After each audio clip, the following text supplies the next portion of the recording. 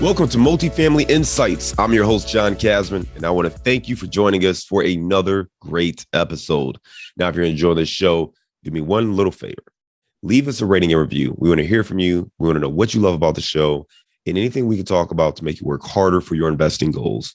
And if this is your first time listening, be sure to hit that subscribe button so you don't miss an episode. Now, today we're going to be talking to Jim Biggs. Jim Biggs' newest venture is the GOB Network of Apartment Investors. Now, this is an open source, democratized, all-inclusive platform for apartment investors to source deals, partners, and capital. Now, Jim himself also serves as a GP, KP, LP, and JV on all sorts of creative deal structures. Jim is based in Chicago, Illinois, and we are excited to talk to him today. Welcome to the show, Jim Biggs. Thank you, John. It is really a pleasure to be here. I've known you and we've known each other for quite a long time, and I don't know why, but this is the first time for me to be able to grace your show. I apologize for not being here sooner.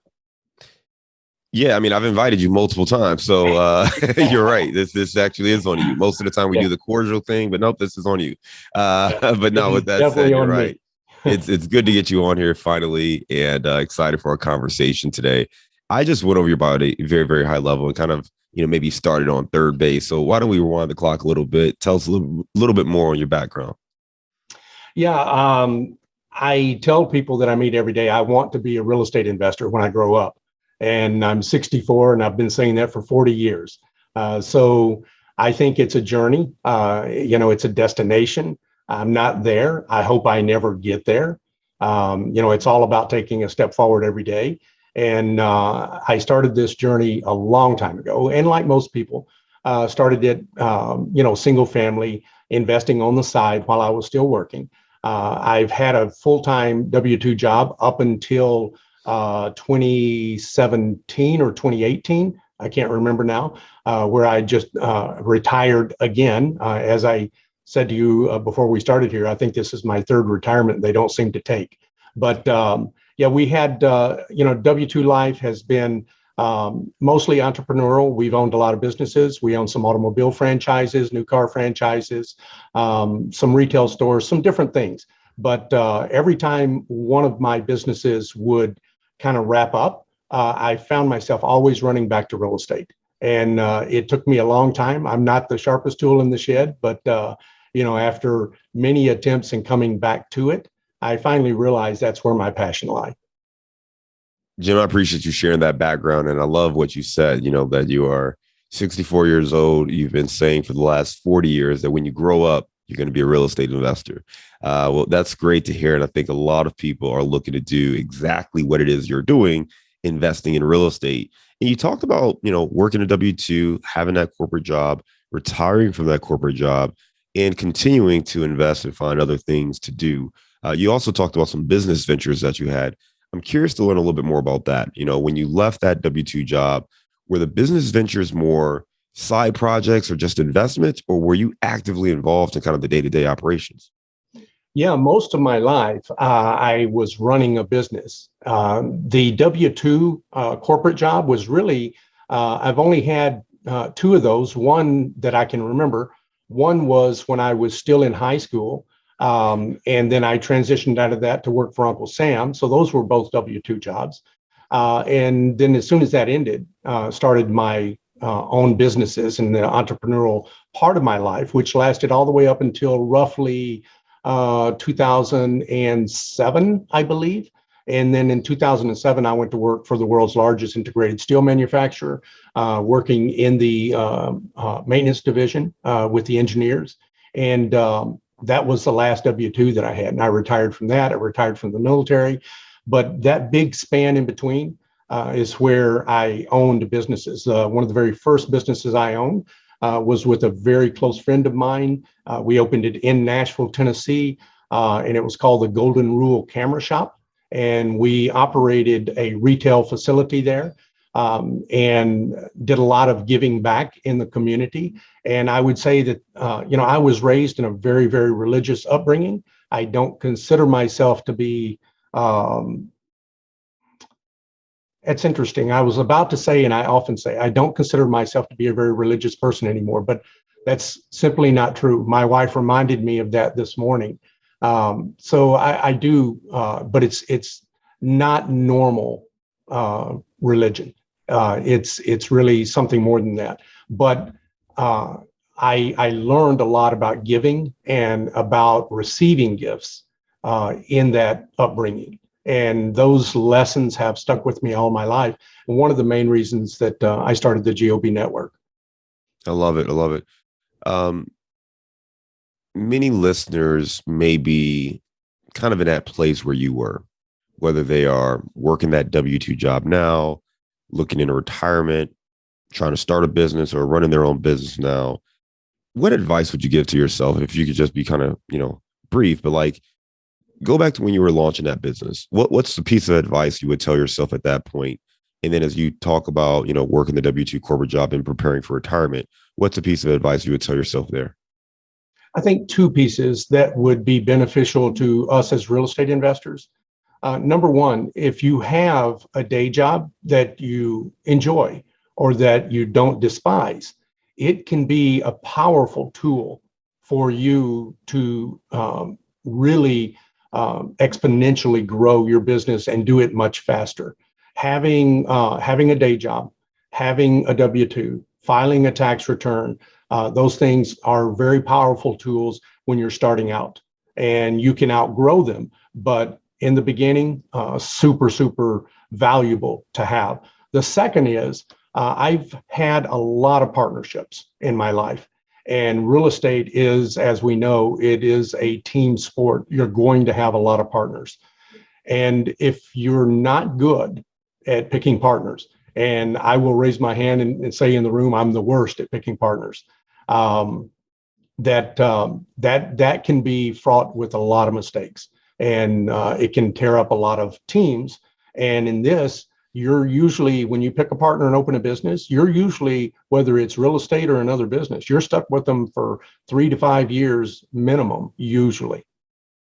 So you mentioned how partnerships and selecting the wrong partner can be challenging, and having a struggling yourself to select partners. What do you do now? What's that process? How do you evaluate whether or not someone's going to be a good fit for you?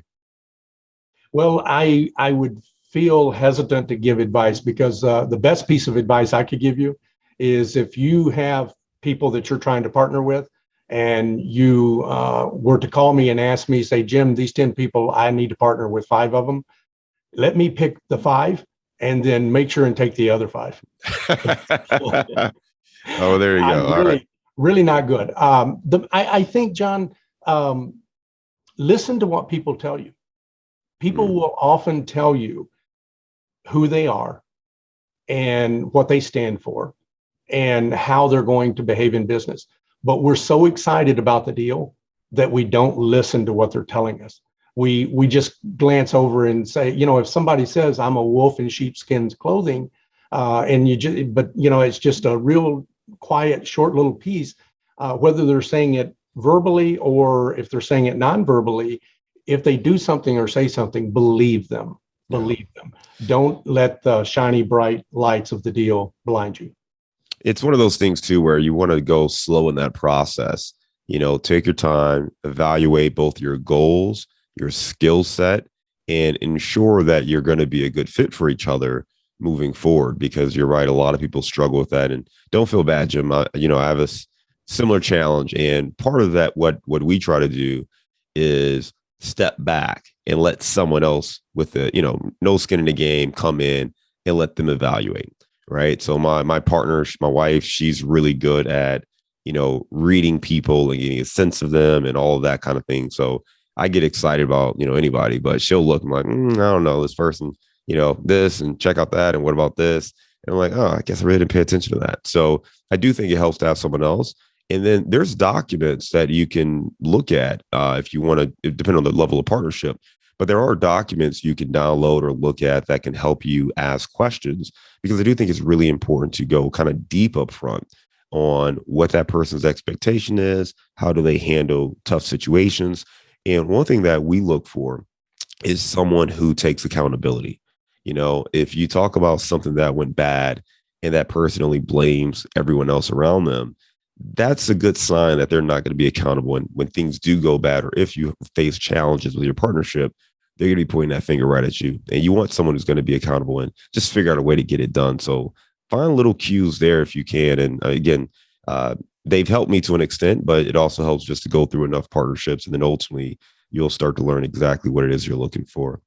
Jim, talking about the partnerships, right? You've built out this GOB network, and I know part of that has come from your investing in multifamily as well. Let's talk more about the portfolio you've built and why you created GOB Network. Well, I started out, and I would advise people that are trying to scale. And a lot of times it's easier to be in a partnership where you're not driving the bus. A lot of times it's easier where your role is a little bit different. And if you can let go, and that's the hardest thing for people on the GP side of the team. The reason they're all there usually is because they want to drive. But if you can learn to let go and evaluate what's going on, I think sometimes that's easier than being in charge. And you can do that in a lot of ways. If you're lucky enough to have a certain net worth, liquidity, schedule of real estate owned, then you can come in and be a balance sheet lender. You can be a KP, a key principal. And a lot of times that person is brought in from outside of the deal, which always amazes me, but that's a whole different conversation we spend hours on. But because that person honestly has the most risk. And they're usually not as involved, but it is a way for you to get into a deal very easily. Another way is if you have enough capital or you have a network where you can raise capital, an easy way to get into a deal. And that's what we did early on. We tried to get into deals that way. We were buying smaller assets ourselves, much smaller assets. And we just scaled up when we met Gene Trowbridge. I think in 2015, we decided, okay, this is something we need to do it differently. And syndication was that. And so we just started investing as a KP and also raising capital for other people and different deals, and got into a number of deals, and then eventually started becoming more of the lead person and driving the bus in some of those deals, and setting in the boardroom, so to speak. And it wasn't necessarily a fast thing. I think that slow and steady wins the race. I think that we sometimes we get so excited, we jump into the deep end, and there's times when you need to. There's times when you need to jump out of the plane and build a parachute on the way down. But if you have the option to take it slow and steady, I think that is a lot safer for most people. I want to dig more into the GOB network, but you said something that just sparked another idea going back to partnerships. You mentioned multiple ways of getting in on deals, one being a key principal, lending your balance sheet essentially and your net worth liquidity to the deal so that, investors can get it done. You also talked about raising capital, bringing on investors into a deal. And it just triggers this thought back to partnerships, because when you're doing those things, you are really, putting a bet on that operator, that syndicator, that they know what they're doing. They're going to take care of that deal. And I think some of us, we talk about these partnerships, but not necessarily the amount of either due diligence or, getting to know each other. And I just want you to, explain a little bit more about what that process is like for you now. Is there anything that you've learned or anything now that you look at when you are making a decision to partner with someone on a deal? Yeah. I said slow and steady wins the race, but how long are you going to take to get to know each other? You and I have known each other a long time. I would not hesitate to partner with you on a deal, but that's a process that's been more than 5 years. And, this business, you don't have that kind of time. So do you take 2 months, 3 months? Do you take 4 or 5 interactions with a person?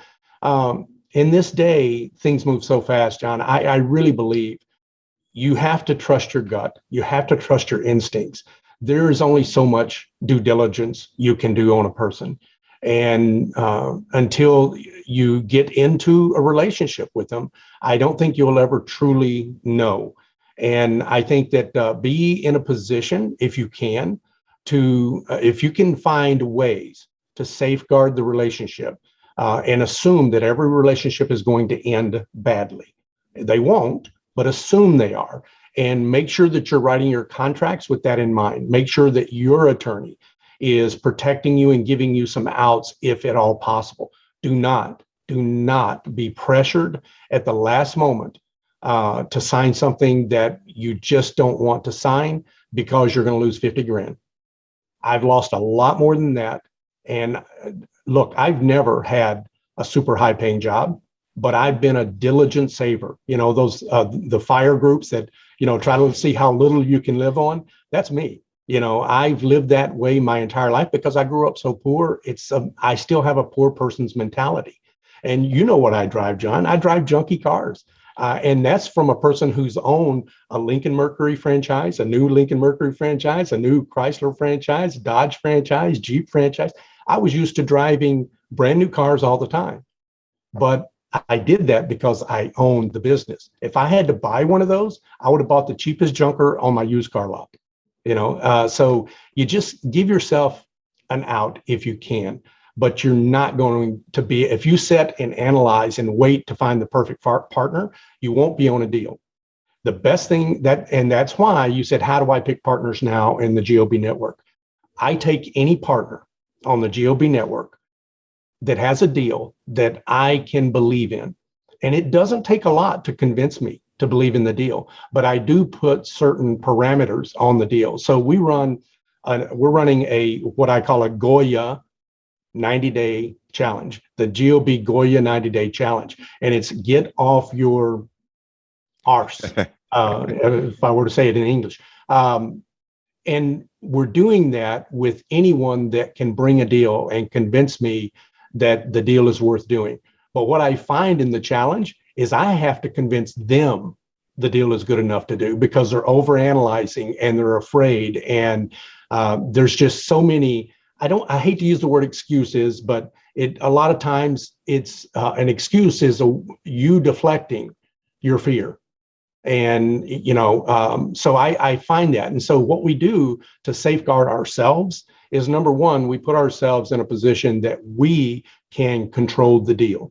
If things go wrong, we can control the deal. I don't want to. I'm not trying to control a bunch of deals. What I want to do is create a bunch of investors. And so I want them to do everything. But I put myself in a position that I describe it as the kiddie bumpers at the bowling ring. They blow up. You cannot roll a gutter ball. I want to be the bumpers. I want you to roll the ball. I want you to run the deal. I want you to do everything. And I'm only there to make sure that you don't make any big mistakes. And I keep the deals small enough that it won't kill my net worth and liquidity if the deal gets into trouble. And I also put myself in a position that if these deals, this year, so far, I don't need this, but I'm assuming this year, meaning 12 months from now, I'm going to need a full-time asset manager just to take my place of overseeing all of the deals, because it will get big enough that I can't do it by myself. But so we keep the deals $5 million or less. And we try to keep the deals in tertiary markets where they don't have to put down hard money. I do not need young investors losing money. And so those are the two biggest pieces. We have a lot of other things that we put in there to, I believe there's about 10 obstacles that prevent most people from moving forward in this business. And we've tried to create a hurdle or a way to get past each one of those hurdles, of those 10 hurdles. And as long as they fall in that parameter, I will invest in that deal. So I don't know if they're going to be a good partner or not. I'm just trying to set them up for success. And I'm trying to set parameters and safeties in place that if they're not, then I can step in and help. But I think you gave great pieces of advice, right? Just not just on what you're doing, but in general. The first thing you said was when you're entering into these partnerships, the first thing you want to do is assume that the partnership is going to end badly. So if you have that mindset, obviously you don't want it to, but if you have that mindset, how do you protect yourself? And I think that's great for any investor, because even as an LP investor, if you assume it's going to end badly, well, what protections do you have? Is there a preferred return structure set up? How do you get your money back? How is the deal incentivized? How is the operator incentivized? So if you understand that, well, now you can sleep a little bit better knowing that hey, this person doesn't get paid unless they deliver at least this percent of return for us and the other investors. Knowing that you actually have securities documents, right? Subscription documents and the legal forms or JV documents, whatever it's going to be. So making sure that you are actually taking those precautions, that gives you a little bit more room to breathe and understanding that, okay, this is all legit, it's formalized. If this doesn't happen or if this happens, here's what's going to take place, right?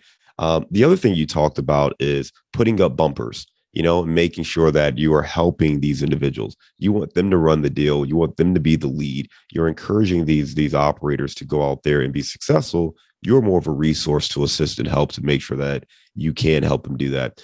And the thing that jumped out to me when you talk about it is it's almost just like a bank, right? Because in a way, a lender helps you up front. They're going to invest a ton of capital. They're giving you the bulk of the money.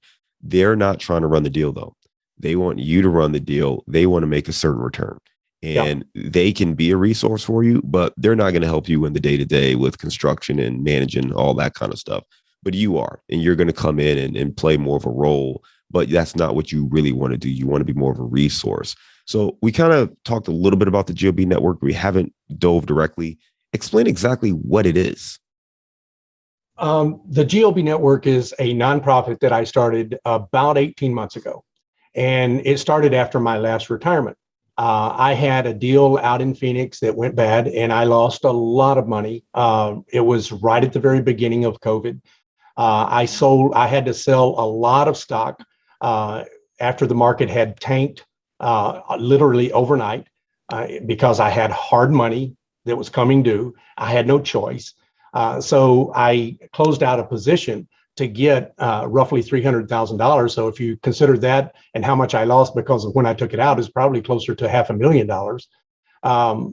And that deal did not come to fruition. And it stung. It hurt. It was the biggest setback I've had in my life. I've had a lot of them. I've had a lot of setbacks. I describe my life. If you see that picture of Hercules, I think it's Hercules or whomever, pushing that boulder up the mountain, I imagine that mountain being gravel. And because every step forward, you slip back one, and then another step forward and slip back one. And you never, because the boulder is too big, it blocks your vision. You never have any idea where you are. You could still be at the bottom third of the mountain, or you could be just about to tip over. And it's a metaphor for not giving up. But I was ready to give up. And part of that was, it scared the life out of Linda. And I promised her that she would never have to live as a poor person, under a bridge somewhere. And there's a lot of that fear because of where both of us came from. And so I retired. I went to Hawaii, spent a month and a half out there with my grandson because nothing loves you more than your grandson, better love than a puppy. And I needed to get my head right. I needed to accept retirement. I needed to review my life. And I came back from that asking permission from my wife to unretire. And because I had this idea, and that idea was the GOB network. And basically, I can condense it into one sentence, which is, I have a very, very strong belief. So many people get into this business and hire a coach, which is a great thing. But it's not a great thing if it's the last $50,000 you have. If it's the last $50,000 you have, the best coach you can possibly hire will never speak English, will never speak to you directly, will never, because that coach is a property. The best coach you can have is an investment in a deal. Because when you do it good, when you do a good job, you're going to get a check in the mailbox every month. Now, the most I could do for you as your coach is pat you on the back and say, attaboy. Which would you rather have?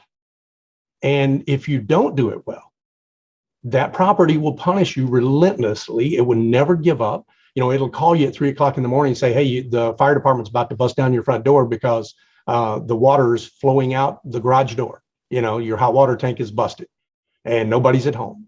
And it'll take money away from you instead of giving you money. It'll cost you money every day because you're not running the property properly. And so it will punish you, and you will either give up or you will learn to do it the right way. As an individual, I could never, as mean as I can be, as drill sergeant as I can be, I can only do that so long before I just get exhausted and I stop, hammering away at you. So I really firmly believe that. Now, if you've got the money to do both, you absolutely, most of us need a coach. The vast majority, 80% of us need a coach. Some of us need a coach that's a drill sergeant that'll kick us in the ass. Some of us need a coach that's mom that'll hug us and grab us by the hand and say, come on, we can do this. Let's go get up on the slide. You can do it. But in between that, there's a select few people that want to take action by themselves. They want to try it by themselves. My dad always asked me, my last dad, I grew up in foster homes, so I've had a lot of them, but the one I called dad was the last one I lived with. And he said, Jimmy, why do you always have to learn the hard way? And my middle son is the same way. He's hard-headed, and people like that, they need to learn the hard way. They want to try themselves. They want to do it by themselves. And for that select few people, and honestly, for everyone, the education is not what you get from a coach. What you get from a coach is the one that helps you become the best version of yourself. The education is out there for free. We're all teaching the same thing, more or less. And the educational component, we thought should be free, and that people ought to have that option. And so we've had, John, I tell people, if I had all the money back over the last 40 years that I've had coaches, because every time I left a business and went back to real estate, I'd get a new coach. Every time I did that. If I had all that money in my pocket, I could buy a pretty big building by myself. And so, I don't want people putting their last penny into that. But if you know yourself, and you have to know yourself, and if you're going to need a coach, then you need to find a good coach. And I'll tell you right now that there's a lot better coaches out there that are not charging 50 grand or 100 grand. I've paid coaches 100 grand. And there's coaches out there that you can hire for much, much less, that, in my humble opinion, will do a much better job. If you can find a coach who will really be a one-on-one coach and mentor for you, that's a much better coach than having a coach who has 15 other coaches. And I'm about to tell you that. And I'm also going to tell you that the GOB Network has really tried to stay away from coaching for these 18 months, because I thought most people were like me. And it's hard sometimes to put yourself in somebody else's shoes and realize most people are not like you. They don't think like you.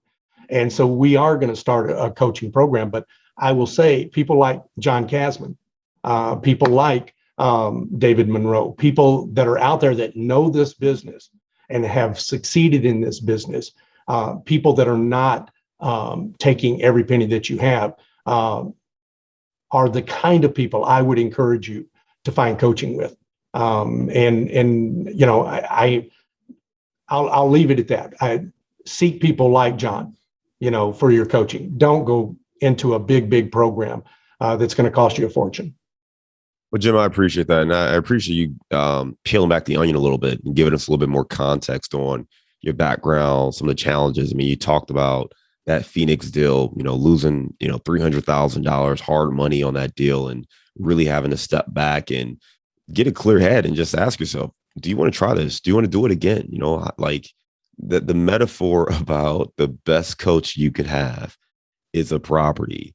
And that property doesn't care that you're tired. That property doesn't care that you've already invested another $20,000 into something. It'll call you at 3 a.m. to tell you the fire department's on the way. Like, that's real. If you've never, owned a property or owned a property that you regret, I'm telling you, like, when you talk about due diligence and all that, if you ever own a property that you get these phone calls from, and I mean, I've had properties where the health department's called me, the fire department's called me, the police department's called me, it all in the same week for the same property. And it's like, geez, are you serious? Like, good, and it's tough. So when we make our criteria for a property, people don't understand why. It's like, this criteria wasn't just out of thin air, like, I've learned what we can manage and manage well. And quite frankly, there are other people who may be better at managing a different type of property. And it's just our personal preference. And I just love that notion, because you do learn more from experience, and coaching is really an opportunity for you to learn from someone else, But the best coaches, and this is like a little nuance, but there's coaches, there's mentors, and there's consultants, and they're not always the same thing. Some people just tell you to do what they've done, right? Here's a manual, here's a playbook, do this, do that, get X, right? But that's not necessarily what everyone needs. Some people need actual coaching, meaning I need to look at you and figure out what your strengths are, what your challenges are, and help you get the best out of what you got, right? You might not be able to launch a podcast, or you might not be able to, host meetups, or maybe you're not great at analyzing deals or great at, broker relationships, but everyone's pretty good at something. That's the beauty of real estate. It's so broad that if you have any kind of corporate or professional experience, there's something you can do in this space and be really successful. So I think good coaches look at that individual and figure out how to help that person be successful, as opposed to simply telling them, here's what I did, you do it, and hopefully you get results. But you talked about the GOB Network. You mentioned that I believe it's a free platform. And if people want to learn more, they can go to gobnetwork.com. How many members do you have right now? I haven't checked this morning, but I think we're sitting I didn't literally mean like today at this time state, well, man. I think we're sitting at about 1,100 right now. Awesome. And okay. it is a member only site for a lot of reasons. There's a lot of things that we talk about that cannot be discussed in an open forum in order to stay within the boundaries of SEC regulations. There's a lot of things we share that need to be private, and we need to have relationships. And so we build those relationships inside the GOB network. And if you want to become a member, you just need to find a sponsor. One of the things that we're getting ready to launch is everyone has to have a LinkedIn profile and has to belong to the GOB network group on LinkedIn. And so if you don't know a member, and you probably do, because real estate is really a small world, all you have to do is go into that Facebook group and see who all's in there, and pick someone and say, hey, can you sponsor me? And no one's going to say no. Right now, it is a free platform, and it will always remain free to someone. And it's a nonprofit, because I did not start it to make money. I do not want to make money off of you as a coach personally, off of the education. Now, I do want to make money. One of the things that I offer on the GOB network is, if you need a partner, if you need a KP, if you need a sponsor, if you need an asset manager, I want to partner with you on deals, but you don't have to partner with me. And that's the biggest difference between me and most of these other programs, is I have a lot of people like me on the network, and you can go to any of them and it does not upset me. The goose that laid the golden egg is the membership list and what they're capable of. Can they be your KP? Can they be an LP? Knowing that information is why every guru, every coach, that I've had, when I've asked for that information, can I have a list of the members? It's always been a flat no, because it's their goose that laid the golden egg. They know without that, their value diminishes exponentially. And I don't want anyone being tied to only being able to do business with Jim Biggs. They may not like me. They may not like the way I look. They may not like where I'm from. They may not like a lot of things. So I don't want that to be another obstacle. So I have a lot of people that you can partner with. And that's one of the big things that we want to do. It's hard to find partners, and we make that easy, because everyone on the network has equal access to the member database, equal access to the member's mobile phone number, equal access to the member's email address, and equal access to we go through and do an interview people and say, where do you live? And that goes into the database. So if you live in Chicago and you need a partner in Cincinnati, it's going to pop up and say, John Casman lives in Cincinnati. You need to go see John Casman. You don't need to come see Jim Biggs. You need somebody who lives in the market. It's that easy. And when I decided to start investing out of state, it took me almost 2 years to find all the team. I would go down there for a long 4-day weekend every single month and spend $3,000 every time I went. And I did that for about 18 to 24 months before I found, got comfortable that I know the area well enough and I had the right people in place. Here, on the GOB network, you can do that instantly. You can find someone who's a broker instantly in Dallas. You can find someone who lives there and be your boots on the ground instantly. You can find all the other people who say they want to be LPs. And the best LPs are the ones that live in the neighborhood, because most of us have a fear, especially if we've not invested before or we've only invested a few times. We have a fear investing outside of where we live because we can't go see the property and touch it. So we've tried to build in so many pieces to create shortcuts and efficiencies to helping you get in the business, get started in the business, find partners, overcome all the obstacles that usually present themselves. Sounds like a great resource. I advise everyone check that out if you're looking for more partnerships and you just want to grow. GOBnetwork.com.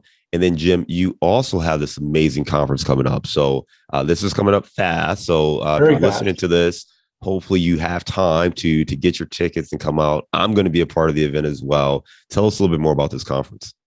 Yeah, so we are we have big plans for the GOB network. I'm trying to lay the foundation for something that'll be here long after I'm gone. So we've got a lot of big 40-year goals.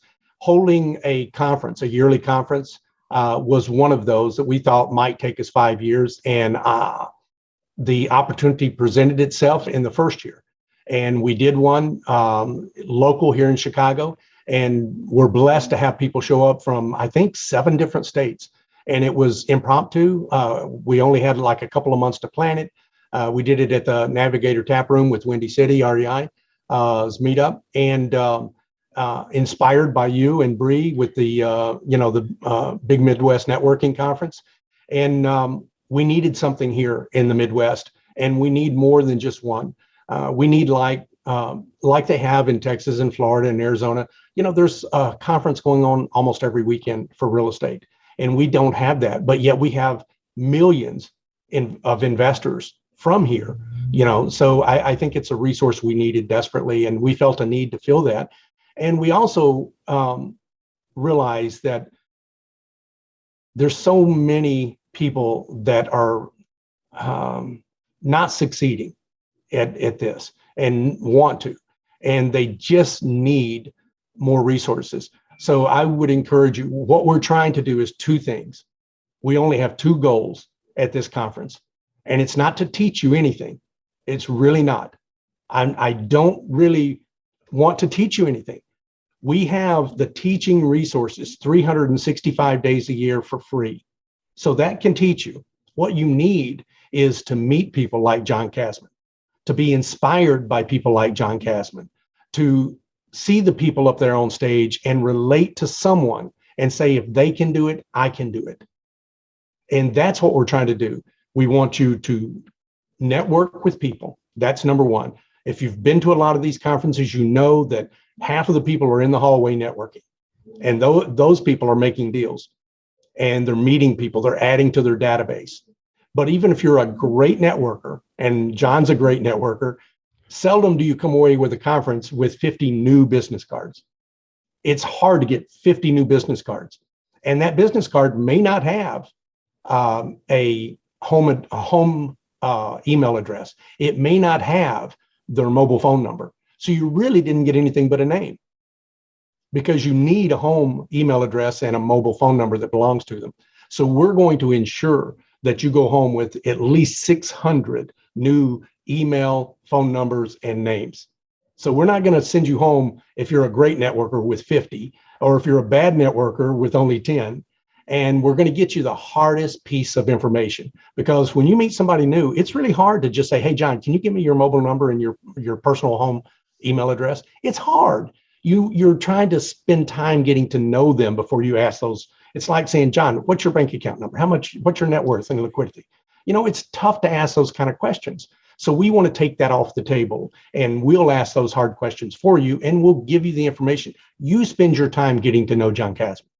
And so we're going to have I call it speed networking, but it's like speed dating, where we're going to let you network the first networking group the old-fashioned way, and then we're going to try to have structured networking for the rest of the day and see if we can get you a lot more contacts, that when you go home and you call that number, you remember that person because you spent some quality time getting to know them.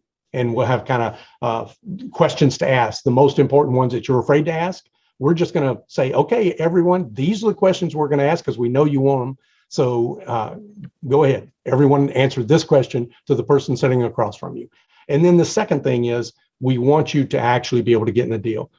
How many times do you go into a meetup or into a local re-up and half the people in the room are coming there because they want to be a real estate investor, but if you polled them, they haven't invested yet. They've been coming and coming and coming, but something's holding them back. And I believe for most people, it's a time commitment. It's fear or time commitment. If you've got a W-2 job and you're working long hours, it's hard to say to yourself, I'm going to be a landlord. I'm going to fix and flip. I'm going to be able to get up at 3 a.m. and go there. When I get an emergency phone call, I'm going to be able to handle it. For most people, that's not realistic. And most people, I think, hesitate to pull the trigger because of that. And what they don't know is that they don't need to do that. They could invest that same day at the conference in a deal with John Kasman and be an investor instantly. And so we're going to try to facilitate that. So anyone in that room that's not an investor, I hope they go home that weekend as an investor, an actual investor. And so making deals and putting deals together will be the only secondary. Those are the only two things I want to accomplish. Jim, where can people learn more about this event? Go to gobnetwork.com, and if you do not have to log in because it is a member-only site, so you'd have to become a member. So we've put this on the front page in the upper left-hand corner. Just click on 2022 conference, and it'll take you there. The important thing to know is that, John, have you given away a free ticket yet?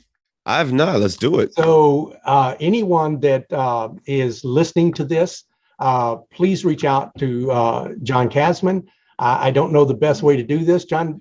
We could have a virtual raffle. The person whose birthday is closest to July the 13th is the winner. So you need to put in the chat or text to John or email to John your birthday and put a picture of your, take a picture of your driver's license, and John will pick the winner and we'll give you a free ticket. You need to do that within the next 24 hours, John? From 24 is good. Here's what I think we should do. All right. Leave a review, and let's do more than one if that's okay. Can I get 5? Absolutely. All right. So if you leave a review, the first 5 reviews, we will get you a ticket to the GOB Network Conference in Chicago, July 13th and 14th. So we'll make sure we do that.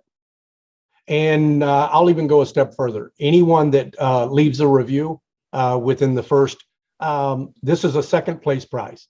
Anybody that leaves a review in that first day or two, if you go to gobnetwork.com, or if you're listening to this and you don't want to leave a review, but within the first 24 hours of hearing this, if you go to gobnetwork.com and sign up for the conference, on the last page before you pay, that $350 ticket has a coupon code in the bottom right-hand corner, and put in Kasman as your coupon code.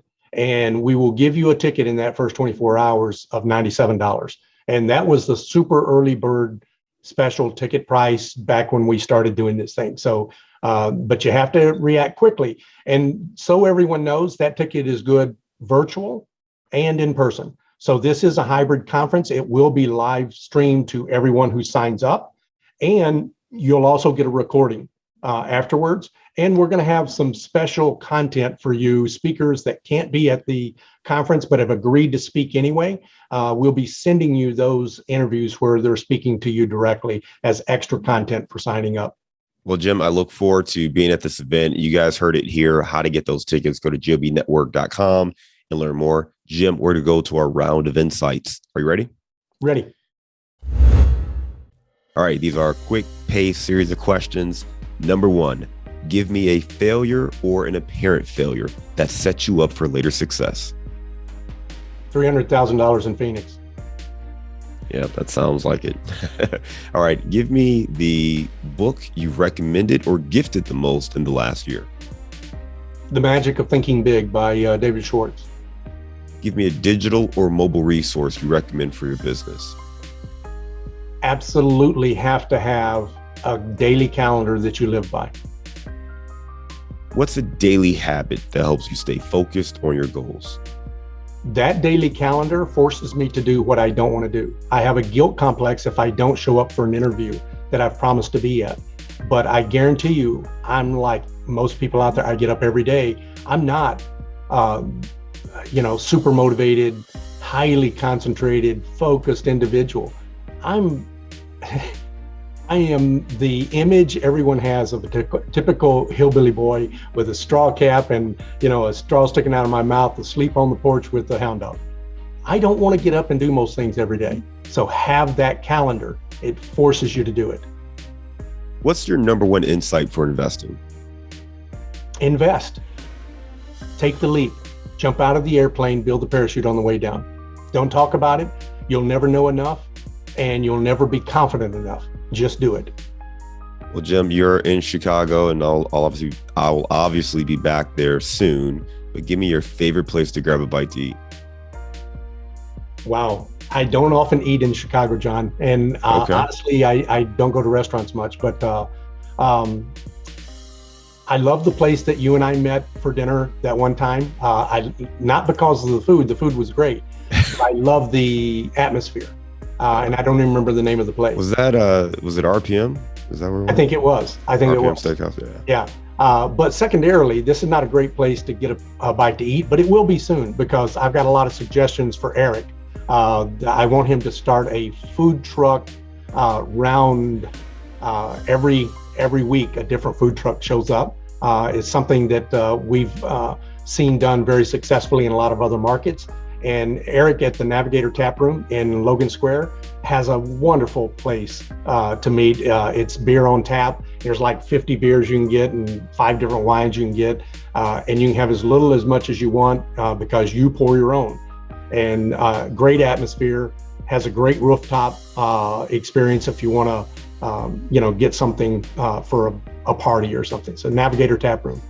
I love it. Jim, listen, it's been a lot of fun talking to you. You talked about kind of your background, being in corporate America, being an entrepreneur, running your own businesses, getting out of those, really your trajectory into real estate investing, getting in as a KP and LP, losing that 300K on the Phoenix deal, and building out the GOB network to help so many other people have resources that took you years to establish. So appreciate all your hard work. And of course, the GOB Network Conference coming up here, July 13th and 14th. If you want to learn more, go to gobnetwork.com. And if you want that free ticket, leave a review or go to the website and put in Casman for your promo code. Jim, thanks again for being a guest today. Look forward to seeing you again very soon. And we'll always stay in touch, man. Take care. Thank you, John.